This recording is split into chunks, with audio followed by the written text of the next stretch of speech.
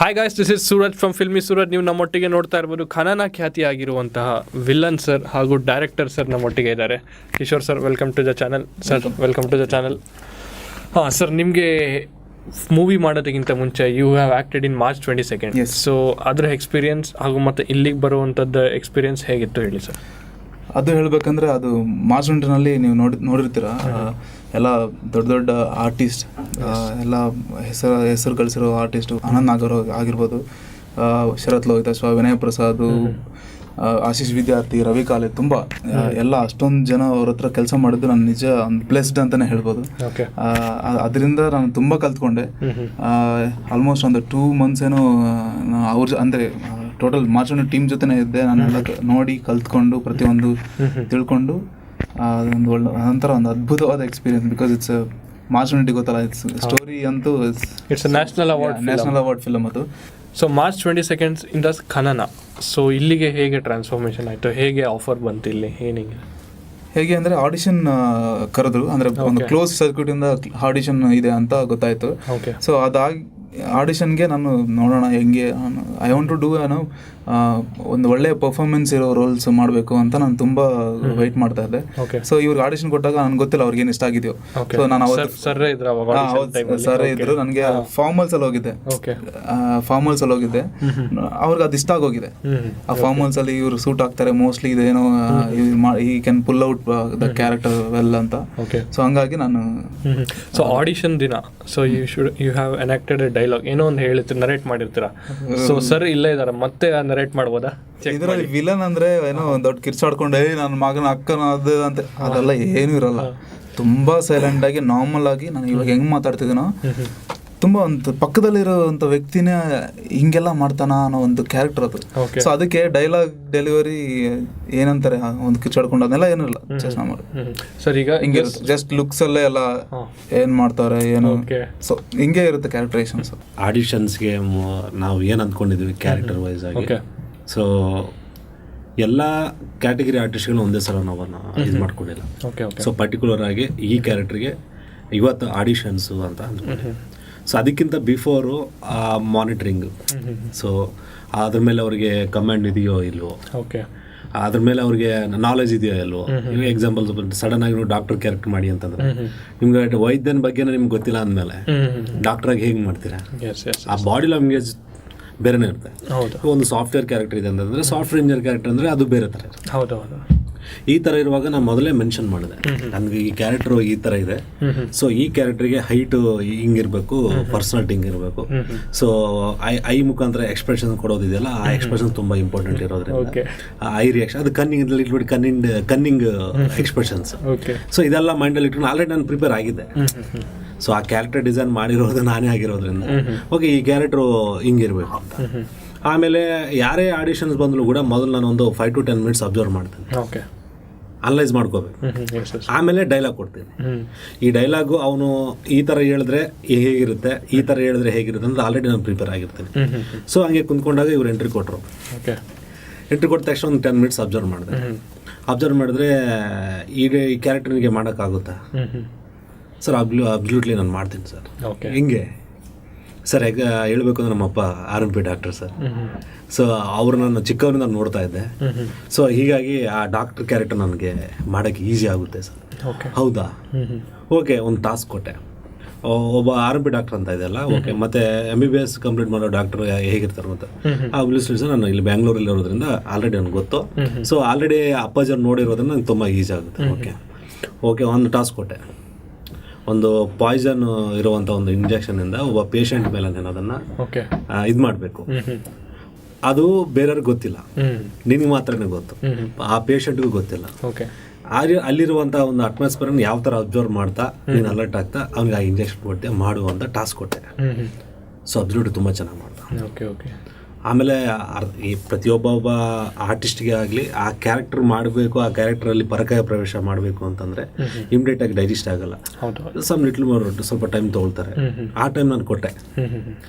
Dialogue version ಆಗಲಿ, character ತಕ್ಕಂತೆ ಆ ಬಾಡಿ ಲ್ಯಾಂಗ್ವೇಜ್ ಆಗಲಿ, ಡ್ರೆಸ್ಸಿಂಗ್ ಸೆನ್ಸ್ ಆಗಲಿ, ಆಮೇಲೆ ಪಂಚೇಂದ್ರಿಯಗಳಲ್ಲಿ ಯಾವ್ಯಾವ ಎಕ್ಸ್ಪ್ರೆಷನ್ಸ್ ಯಾವ್ಯಾವ ಥರ ಕೊಡಬೇಕು. ಡಾಕ್ಟರ್ ಅಂದರೆ ಈ ಥರ ಕಂಪ್ಲೀಟ್ ಆಗಿ ಕೂಲ್ ಆಗಿ ಯಾವ ಥರ ಮಾತಾಡ್ಬೇಕು, ಈ ಥರ 1 ಮಂತ್ ಚೆನ್ನಾಗಿ ರುಬ್ಬಿದ್ರು. ಓಕೆ.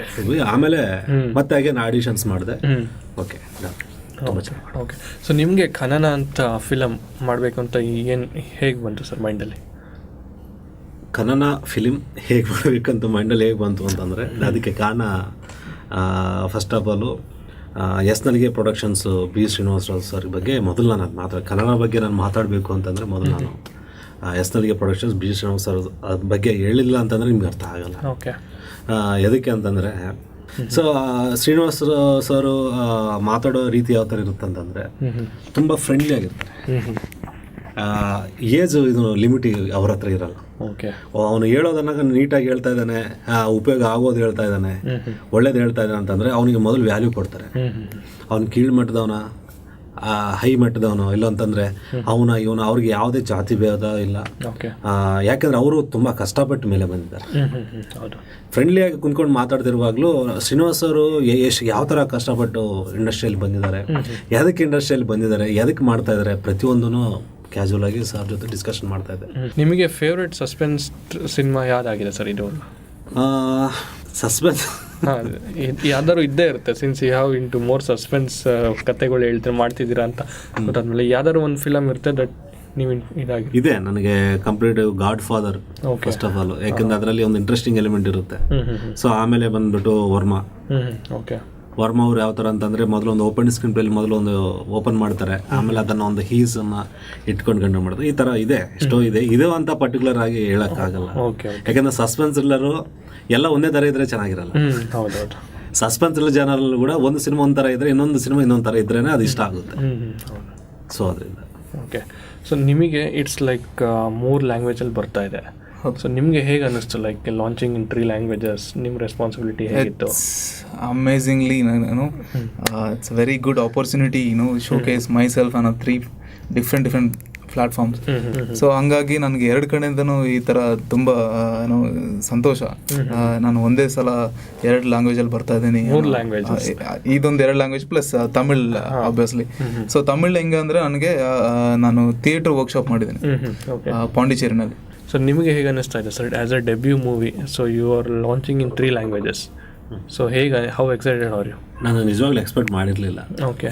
ಸೊ ನಿಮಗೆ ಗೊತ್ತಿತ್ತಾ ಲೈಕ್ ಫಿಲಮ್ ಸ್ಟಾರ್ಟ್ ಮಾಡ್ಬೇಕಾದ್ರೆ ನಾವು will be doing in 3 languages ಅಂತ? First ethics and rules and regulations ಒಂದು ಪ್ರಿಪೇರ್ ಮಾಡಿಕೊಂಡೆ ಕನ್ನಡ ಎಂಬ ಸಿನಿಮಾ ಪ್ರಾಜೆಕ್ಟನ್ನು ಸ್ಟಾರ್ಟ್ ಮಾಡಿರೋದು. ಓಕೆ. ಬಿಕಾಸ್ ಯಾಕಂತಂದರೆ ಮಿನಿ ಸ್ಕೇಲಲ್ಲಿ ಮಾಡಬೇಕು ಫಸ್ಟ್ ಆಗ. ಕತೆ ಹೇಳಿದ್ಮೇಲೆ ಒಂಥರ and screen play entire short ಯೂಸನ್ ಸ್ಟೋರಿ ಬೋರ್ಡ್ ಮಾಡಿಕೊಂಡು ಎಲ್ಲರೂ ಪ್ರಿಪೇರ್ ಮಾಡಿದ್ಮೇಲೆ ಇನ್ನೊಂದು ಸ್ಟೆಪ್ಪಲ್ಲಿ ನಾವು ಪ್ರೂವ್ ಮಾಡ್ಕೊಳ್ಬೇಕಾಗಿತ್ತು. ಟ್ಯೂನ್ ಕಂಪೋಸಿಂಗ್ ಬಂದಾಗ ನನ್ನ ಪ್ರೊಡ್ಯೂಸರ್ ನನಗೆ ಶಾಕ್ ಕೊಟ್ಟರು. ಓಕೆ. ಯಾಕಂದರೆ ಯಾವುದೇ ಡೈರೆಕ್ಟರ್ ಇವಾಗ ನಾನು ಬೈ ಬರ್ತ್ ಅವ್ರಿಗೂ ನನಗೆ ಯಾವುದೇ ರಿಲೇಷನ್ ಇಲ್ಲ. ಅವ್ರು ಯಾರೋ ನಾವ್ಯಾರೋ, ಅದರಲ್ಲಿ ಅವ್ರ ಮಗ ನಾವು ಲಾಂಚ್ ಮಾಡ್ತಾ ಇದೀವಿ ಅಂತಂದರೆ ಒಬ್ಬ ಹೊಸ ಡೈರೆಕ್ಟ್ರಿಗೆ ಏನಿರುತ್ತೆ, ಒಂದು ಲ್ಯಾಂಗ್ವೇಜಲ್ಲೇ ಏನೋ ಒಂದು ಮಾಡ್ತಾಯಿದೆ ಅಂತ. ಆದರೆ ಅವ್ರು ನನಗೆ ಒಂದು ಬಂಪರ್ ಆಫರ್ ಏನು ಕೊಟ್ಟರು ಅಂತಂದರೆ, ಇಷ್ಟೊಂದು ಚೆನ್ನಾಗಿ ನೀವು ಡೆಡಿಕೇಟೆಡ್ ವರ್ಕಿಂದ ಮಾಡ್ತಾ ಇರೋದ್ರಿಂದ, ನೀವು ತೆಲುಗುದಲ್ಲಿ ವರ್ಕ್ ಮಾಡಿರೋದ್ರಿಂದ, ನಮಗೂ ಆಲ್ರೆಡಿ ಕಾಮೆಂಟ್ ಇರೋದ್ರಿಂದ ಸಸ್ಪೆನ್ಸ್ ಇಲ್ಲ ಅನ್ನೋದು universal selling point, universal subject. So world ವೈಡಲ್ಲಿ ಎಲ್ಲಿ ಬೇಕಾದ್ರೂ ಲ್ಯಾಂಗ್ವೇಜ್ ಪ್ರಾಬ್ಲಮ್ ಇಲ್ಲದೆ ನೋಡುವಂತಹ ಸಿನಿಮಾ. ಅದರಲ್ಲೂ ಪರ್ಟಿಕ್ಯುಲರ್ ಒಂದು ನೇಟಿವಿಟಿಗೆ ಇದು ಸೀಮಿತವಾದದ್ದಲ್ಲ. ಹಿಂಗಿರುವಾಗ ಯಾವುದಕ್ಕೆ ನಾವು ಅದರ್ ಲ್ಯಾಂಗ್ವೇಜಲ್ಲಿ ಯಾಕೆ ಮಾಡಬಾರ್ದು ಅಂತ ಅಂದರು. ಅವ್ರಿಗೆ ಬಂದಿರೋ ಆಲೋಚನೆ ನನಗೆ ಬಂದಿರಲಿಲ್ಲ. ಬಿಕಾಸ್ ಯಾಕಂದರೆ ಅತಿಯಾಸೆ ಪಟ್ಟಿಲ್ಲ ನಮ್ಗೆ. ಒಬ್ಬ ಡೈರೆಕ್ಟ್ಗೆ ಏನಂತಂದ್ರೆ ತಾನಿಗೇನು ಒಪ್ಪಿಸಿದಾರೋ ಅದನ್ನು ನೀಟಾಗಿ ಮಾಡಬೇಕು ಅಂತಲೇ ಮೈಂಡಲ್ಲಿ ಇಟ್ಕೊಂಡು ಮಾಡ್ತಾನೆ ಹೊರತು ಅತಿಯಾಸೆ ಪಡುವಷ್ಟು ಟೈಮ್ ನಮಗಿರಲ್ಲ. ಸೊ ಅದ್ರ ಮೇಲೆ ಫೋಕಸ್ ಇತ್ತು. ನಾನಂದೆ ಮಾಡ್ಬೋದು ಸರ್, ಬಟ್ ಯಾವ ಥರ ಅದು ನಮಗೆ ಪ್ರೊಡಕ್ಷನ್ ನಾಳೆ ಸಿನಿಮಾನ ಎಕ್ಸಿಕ್ಯೂಟ್ ಮಾಡ್ಕೋಬೇಕು, ಮತ್ತು ಅದಕ್ಕೆ ತಕ್ಕಂತೆ ನಾವು ಎಲ್ಲ ಮತ್ತು ಒಂದಿಷ್ಟು ನೇಟಿವಿಟಿ ತಕ್ಕಂತೆ ಸ್ವಲ್ಪ ಚೇಂಜ್ ಮಾಡ್ಕೋಬೇಕು. ಟ್ಯೂನ್ ಆಗಲಿ ಒಂದೇ ಟ್ಯೂನ್. ಇವಾಗ ಕನ್ನಡ ಟ್ಯೂನ್ಗೆ ಕನ್ನಡ ಪ್ರೇಕ್ಷಕರು ಒಂಥರ ಇಷ್ಟ ಆಗುತ್ತೆ, ತಮಿಳ್ ಪ್ರೇಕ್ಷಕರು ಒಂಥರ ಇಷ್ಟ ಆಗುತ್ತೆ, ತೆಲುಗು ಪ್ರೇಕ್ಷಕರು ಒಂಥರ ಆಗುತ್ತೆ. ಅದನ್ನೆಲ್ಲ ಮೂರನ್ನು ಬ್ಯಾಲೆನ್ಸ್ ಮಾಡ್ಕೋಬೇಕು. ಇದು ಅಗೇನ್ ಆ ಥರ 3 ಲ್ಯಾಂಗ್ವೇಜಲ್ಲಿ ಸ್ಟಾರ್ಟ್ ಆಗಿದೆ. ನಿಜವಾಗ್ಲೂ ಅದೊಂದು ಖುಷಿ ಪಡಬೇಕು ಇಲ್ಲ ಗಾಬರಿ ಪಡಬೇಕು ಎಂಬುದು ಗೊತ್ತಿರಲಿಲ್ಲ. ಅಗೇನ್ ಮತ್ತೆ 2 days ಟೈಮ್ ತೊಗೊಂಡೆ ಹೇಳೋದಕ್ಕೆ. ಓಕೆ, ಸೊ ನಿಮಗೆ ಈಗ ಮೂವಿ ರಿಲೀಸ್ ಆಗ್ತಿದೆ, ಸೊ ಆಡಿಯನ್ಸಿಗೆ ಏನು ಹೇಳಕ್ಕೆ ಬಯಸ್ತೀರಾ ನೀವು? ತುಂಬಾ ಹೇಳಬೇಕು. ಏನಂದರೆ ಎಲ್ಲ ಹೇಳ್ತಾರೆ, ಎಲ್ಲರೂ ನಾನು ಎಲ್ಲ ಕಡೆ ಹೇಳ್ತಾನೆ ಇರ್ತೇನೆ ಸೇಮ್ ಇದೇ ಒಂದು ವಿಷಯ. ಎಲ್ಲ ಬರ್ತಾರೆ, ಮೂವಿ ಮಾಡ್ತಾರೆ, ನೀನು ಬಂದಿದ್ಯಾ ಮಾಡಿದ್ಯಾ, ಎಲ್ಲರೂ ಮಾತಾಡ್ತಾರೆ, ಓಕೆ ಮೂವಿ ಮಾಡ್ತಾರೆ, ಎಲ್ಲ ಫೈನ್. ನಾವು ಆ ಥರ ಅಲ್ಲ. We are here to make a difference. ಆ ಡಿಫ್ರೆನ್ಸ್ ಏನಂತ ನಿಮಗೆ May 10th ನಿಮ್ಮ ಹತ್ತಿರದ ಥಿಯೇಟ್ರಲ್ಲಿ ಗೊತ್ತಾಗುತ್ತೆ. ನೋಡಿ, ಪ್ಲೀಸ್ ನೋಡಿ. ನಮ್ಮ ಹೊಸಬರೋದು ಅಂತಲೇ ಅನ್ಸೋದಿಲ್ಲ ನಿಮ್ಗೆ. ಆ ಥರ ಒಂದು ಒಳ್ಳೆಯ ಪ್ರಾಡಕ್ಟ್ನ ನಿಮ್ಮ ಮುಂದೆ ತಂದಿದ್ದೀವಿ. ಅದು ನೋಡಿದ್ರೆ ನಿಮಗೆ ಗೊತ್ತಾಗುತ್ತೆ. People will love it. ಏನಿದು ಈ ರೇಂಜಲ್ಲಿ ಮಾಡಿದ್ದಾರೆ, ಇದು ಹೆಂಗ್ ಯಾವ ಥರ ಥಾಟ್ ಬಂದಿದೆ ಇವ್ರಿಗೆ ಅನ್ನೋದು ಒಂದು ಫೀಲಿಂಗ್ ಬರುತ್ತೆ ಅವ್ರಿಗೆ. ಯಾಕಂದರೆ ಅದೆಲ್ಲ ಕ್ರೆಡಿಟ್ಸ್ ನಮ್ಮ ಡೈರೆಕ್ಟರ್ ಸರ್, ನಮ್ಮ ಟೀಮ್. ಥಾಟ್ ನಿಂದೆ ಸರ್, ಥಾಟ್ ನಿಂದೆ, ಅಲ್ಲಿಂದ ಬಂದಿರೋದು. ಸೊ ಅದೇನು ಅಂತಂದರೆ ಟೀಮ್ ವರ್ಕ್ ಸರ್ ಕಂಪ್ಲೀಟ್. ಯಾಕಂತಂದರೆ ಇದರಲ್ಲಿ ಎಲ್ಲರೂ ಫಸ್ಟು ನನ್ನ ಟೀಮ್ ಹೇಳಬೇಕು ಅಂತಂದರೆ ಈ ಸಿನಿಮಾಗೆ ಫಂಡಮೆಂಟಲ್ ಮೇನ್ ಸಪೋರ್ಟ್ ಕೊಟ್ಟಿರೋದು ಪ್ರೊಡ್ಯೂಸರ್ಸ್ ಫಸ್ಟು. ಆಮೇಲೆ ಡೈರೆಕ್ಟ್ರಾಗಿ ನಾನು ಅಂದ್ಕೊಂಡಿರುವಂಥ ವಿಷನ್ ಮೈಂಡಲ್ಲಿ ಏನಿದೆ ಅದನ್ನು ಆನ್ ಸ್ಕ್ರೀನ್ ಮೇಲೆ ಬರೋದಕ್ಕೆ, ಆ ಆನ್ ಸ್ಕ್ರೀನ್ ಮೇಲೆ ಬಂದಿದ್ದಕ್ಕೆ ಎಂಜಾಯ್ ಮಾಡೋದಕ್ಕೆ, ಅಂದರೆ ಆ ನವರಸಗಳ ಮಿಳಿತವನ್ನು ಆಡಿಯನ್ಸ್ ಎಂಜಾಯ್ ಮಾಡೋದಕ್ಕೆ ಸಹಾಯ ಪಟ್ಟವರು ಯಾರಂತಂದರೆ ಬ್ಯಾಕ್ಗ್ರೌಂಡ್ ಸ್ಕೋರ್ ಮಾಡಿರುವಂಥ ಕುನಿ ಗುಡಿಪಾಟಿ, ಎಡಿಟಿಂಗ್ ಮಾಡಿರೋರು ನಳಿನ್ ಬದೆ. ಅಂದರೆ ಸಿನಿಮಾ ನೋಡ್ತಿರುವಾಗ ಲೈವಲ್ಲಿ ನಡೀತಾ ಇದೆಯೋ ಇಲ್ಲ ಆನ್ ಸ್ಕ್ರೀನ್ ಅಷ್ಟೊಂದು ನಿಮಗೆ ಇನ್ವಾಲ್ವ್ಮೆಂಟ್ ಸ್ಟ್ರಾಂಗ್ ಟೆಕ್ನಿಷಿಯನ್. ಬಿಕಾಸ್ ಸಸ್ಪೆನ್ಸ್ಲರು ವರ್ಲ್ಡ್ ವೈಡ್ ಅಲ್ಲಿ ಯಾವ ಲ್ಯಾಂಗ್ವೇಜ್ ಅಲ್ಲೂ ನೋಡಿದ್ರು ಕೂಡ ಅದಕ್ಕೆ ಈಕ್ವಲ್ ಆಗಿರುತ್ತೆ. ಹಾಲಿವುಡ್ ಸಿನಿಮಾ ಆದ್ರೂ ಅನ್ಬೋದು, ಬಾಲಿವುಡ್ ಸಿನಿಮಾ ಆದ್ರೂ ಅನ್ಬೋದು, ಟಾಲಿವುಡ್ ಸಿನಿಮಾ ಅನ್ಬೋದು. ನೀವು ಯಾವ ಈ ಲ್ಯಾಂಗ್ವೇಜ್ ತಕ್ಕಂತೆ ಇದು ಇರುತ್ತೆ ಅನ್ನೋಕ ಇಲ್ವೇ ಇಲ್ಲ. ಅಷ್ಟೊಂದು ನೀಟಾಗಿ ಗ್ರೌಂಡ್ ವರ್ಕ್ ಟೂನ್ ಯಾವುದು DI ಕಲರಿಸ್ಟ್ ಜೊತೆ ಮೊದಲು ಸ್ಟಾರ್ಟಿಂಗಲ್ಲೇ ಒಂದು ಲೈಟ್ ಸ್ಕೀಮಲ್ಲಿ ಒಂದು ಶಾರ್ಟ್ಗಳನ್ನ ಕಂಪೋಸ್ ಮಾಡಿಕೊಂಡು ಡಿಸೈನ್ ಮಾಡಿಕೊಂಡು, ಆಮೇಲೆ ಕಾಸ್ಟ್ಯೂಮ್ಸ್ ವಿಷಯದಲ್ಲಿ ಕೂಡ ಇಲ್ಲಿ ನಾವು ಕ್ಲಾರಿಟಿಯಲ್ಲಿ ಇದ್ವಿ. ಓಕೆ ಇದು ಹಿಂಗೆ ಬರುತ್ತೆ ಅಂತ. So we are very confident that ಅದೇ ಬರ್ತಾ ಇದ್ದೀವಿ. ನೋಡಿ, ನಿಮ್ಗೆ ಇಷ್ಟ ಆಗುತ್ತೆ, ಬೆಳೆಸಿ ನಮ್ಮನ್ನು. ನಿಮಗೆ ಇನ್ನೂ ನಿಮ್ಮನ್ನು ಎಂಟರ್ಟೈನ್ ಮಾಡ್ತಾನೆ ಇರ್ತೀವಿ, ಅದಕ್ಕಂತಲೇ ಇದ್ದೀವಿ ನಾವು. ಥ್ಯಾಂಕ್ ಯು ಸೋ ಮಚ್ ನಮ್ಮ ಸೂರಜ್ ಅವ್ರಿಗೆ. ಸರ್ ಡೈರೆಕ್ಟರ್ ಅವರು ಒಂದ್ಸರಿ ಹೇಳಿ ಚೆನ್ನಾಗಿರುತ್ತೆ. ಅವರು May 10th ಸಿಕ್ಕಾಪಟ್ಟೆ ಟೈಮ್ ತೊಗೊತಾ ಇದ್ದೀನಿ ಅನ್ನೋ ಗೊತ್ತಿಲ್ಲ.